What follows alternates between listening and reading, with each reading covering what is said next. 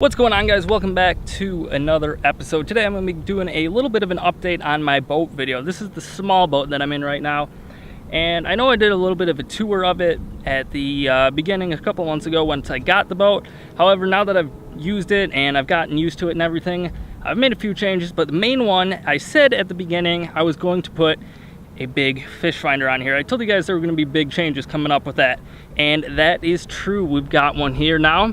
This is a Humminbird Helix 12 mega imaging. Basically, it is a 12-inch screen. And yeah, that's ridiculous. You don't need it, but it's awesome. So as you can see here, this is the main screen that I use with it. I've got GPS on there. I can see all my depths and everything. The cool thing about that, I'll show you guys later, is the auto chart live.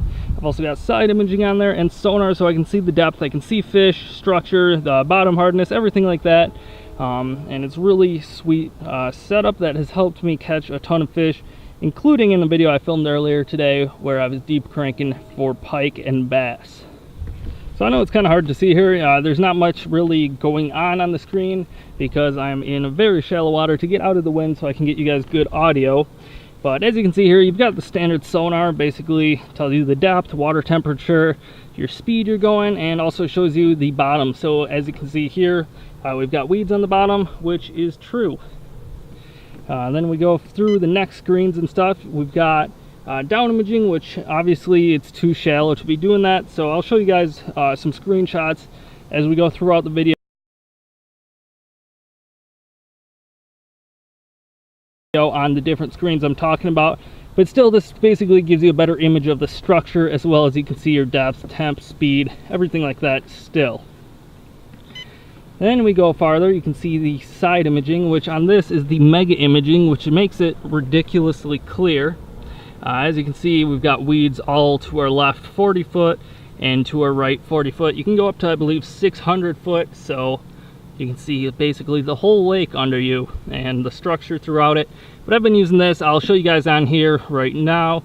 I've been using it a lot to track weed lines and everything and find these fish where I've been cranking and stuff to catch them. Then you can go through all the split screens and everything, which is pretty sweet, but let's get to the good stuff. So right here, as you can see, this is the GPS once it loads. There we go. We'll zoom out a little bit so you guys can see better. But as you can see, what we can do is create our own lake maps on this. So again, once it loads in a sec, you can see that I went around, I drove this whole lake, and it doesn't take very long at all, but you can create your own lake maps on this. As you can see in here, you've got the SD cards to hold all the info on.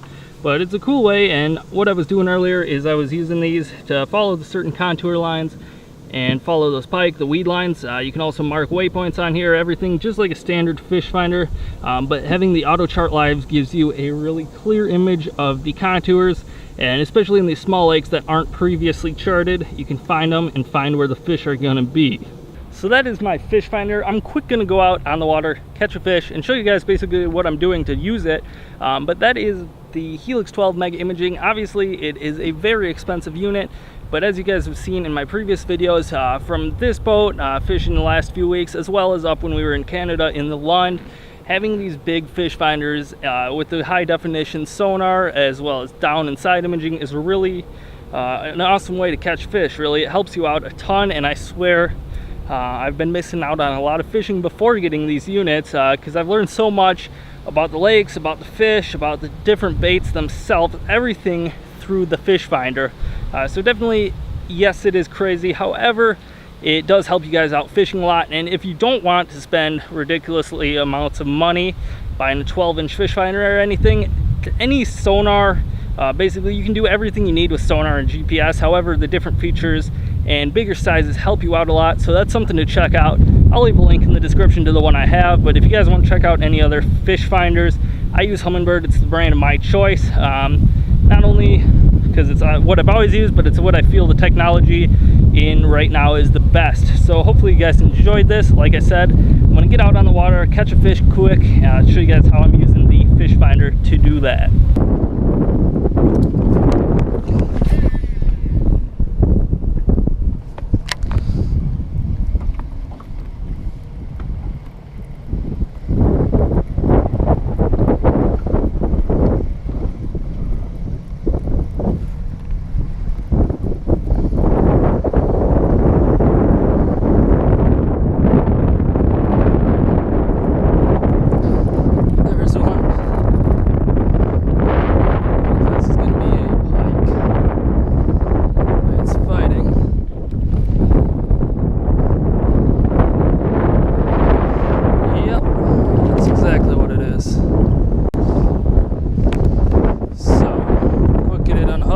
you guys how I found that fish.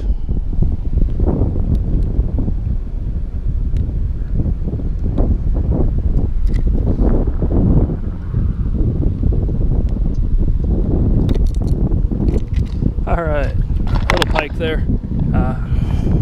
Not too big. Caught a bigger one earlier, which was sweet, but there he goes. Now, what we're doing, basically, as you can see here, we got the standard sonar going here in my split screen. I like this 3 split screens a lot. As you can see, we're in about 25 foot right now.